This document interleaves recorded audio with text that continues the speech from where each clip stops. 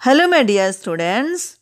आज आप लोग पढ़ने वाले हैं क्लास 12th इंग्लिश के पोयम माई मदर एट 66। इस पोयम की लेखिका या कवित्री हैं कमला दास। तो आइए देखते हैं क्या बताया उसने। Driving from my parents home, यहाँ पर बताती हैं मैं अपने पेरेंट्स या माता पिता के घर से ड्राइव करते हुए टू कोचिन, वो जा रही थी कोचिन, लास्ट फ्राइडे मॉर्निंग, पिछले फ्राइडे सुबह को वो कोचिन जा रही थी।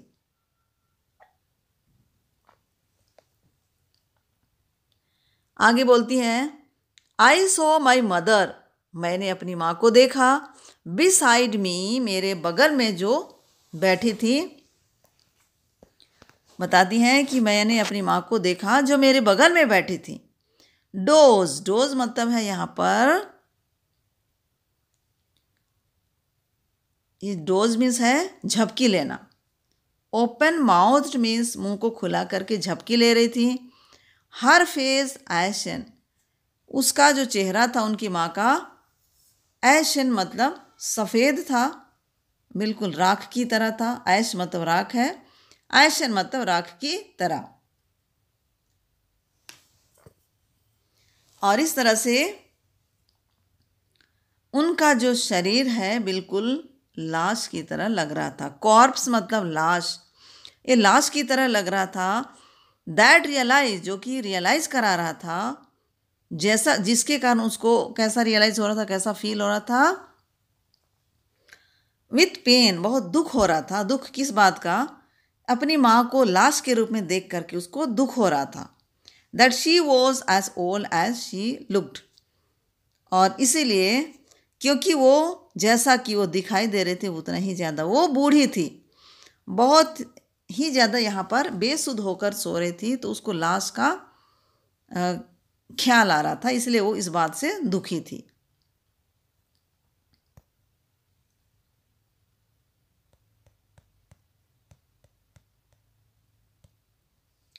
आगे,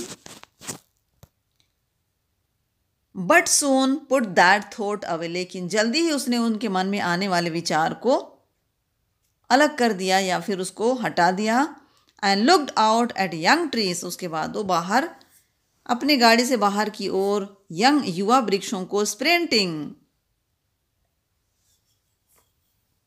स्प्रिंटिंग मतलब है दौड़ लगाते हुए। यहाँ पे देखिए स्प्रिंटिंग मतलब है दौड़ लगाते हुए या दौड़ते हुए, युवा वृक्षों को दौड़ते हुए। एंड द मेरी चिल्ड्रन, मेरी मतलब खुश, हैप्पी, इन बच्चों को जो कि खुश थे, या इन खुश या हैप्पी बच्चों को ये क्या कर रहे थे? स्पिलिंग, स्पिलिंग मतलब घर से बाहर निकलना, spilling out of their homes. बच्चे बहुत खुशीपूर्वक अपने घर से बाहर निकल रहे थे। इन बच्चों को बाहर देखने लगी अपनी गाड़ी से।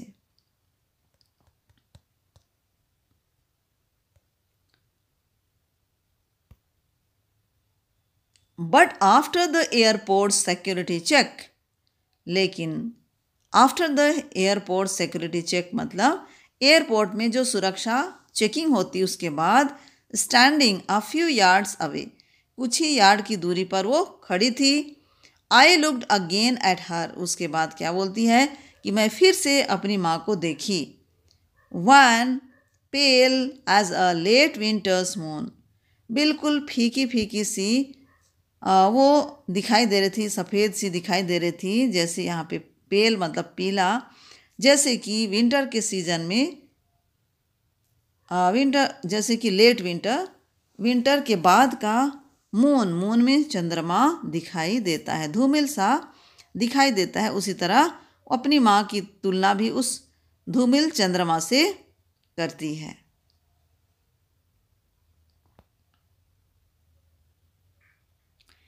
And felt that old familiar एक, और मैंने महसूस किया, फेल्ट मीन्स महसूस किया, क्या महसूस किया? कि ओल्ड फैमिलियर, इस पुराने, फैमिलियर मतलब जाने पहचाने, फैमिलियर जाने पहचाने, एक यहाँ पे उस दर्द को मैंने महसूस किया।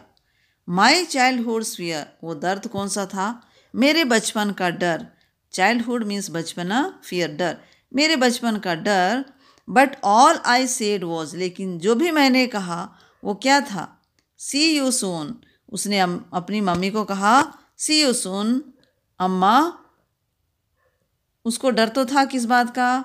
कि शायद अलविदा लेने के बाद या फिर अपनी माँ से विदाई लेने के बाद, क्योंकि उसकी माँ बहुत ज़्यादा बूढ़ी थी, तो उसकी कोई गारंटी नहीं थी कि वो आगे ज़िंदा रह पाएगी या फिर नहीं रह पाएगी। तो उसका उस लेखिका को इसी बात का डर था।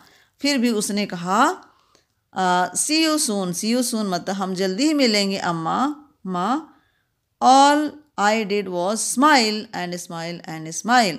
और इस तरह से उन्होंने जो भी कहा, जो भी किया, वो मुस्कुराते हुए किया। और क्या बोल रहा है? मैंने जो भी किया वो क्या था? Was smile and smile and smile मतलब मुस्कुराते हुए ही मैंने उनको कहा। क्या बोला? सी यू सून अम्मा, मम्मी हम फिर से मिलेंगे, या फिर मम्मी हम जल्दी ही मिलेंगे।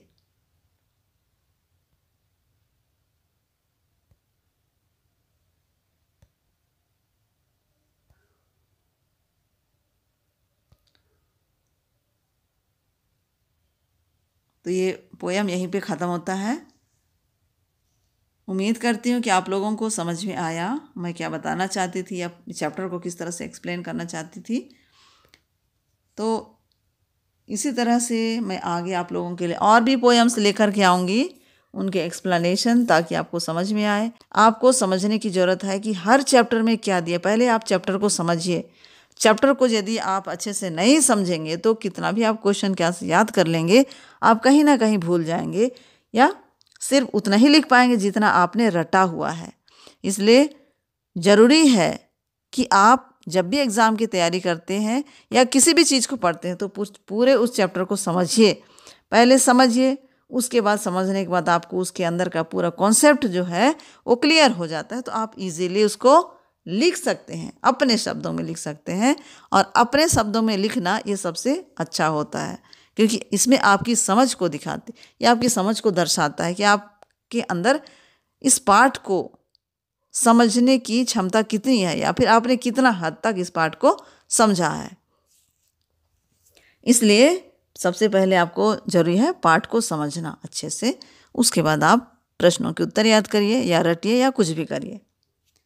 तो आज के लिए इतना ही। इसी तरह के वीडियो जो मैं लेकर के आ रही हूँ, इसमें आप ध्यान लगाकर पढ़िए इसको और अपने एग्ज़ाम को सफल बनाइए। See you soon in the next video. अगले वीडियो हम जल्दी ही मिलते हैं। Bye bye.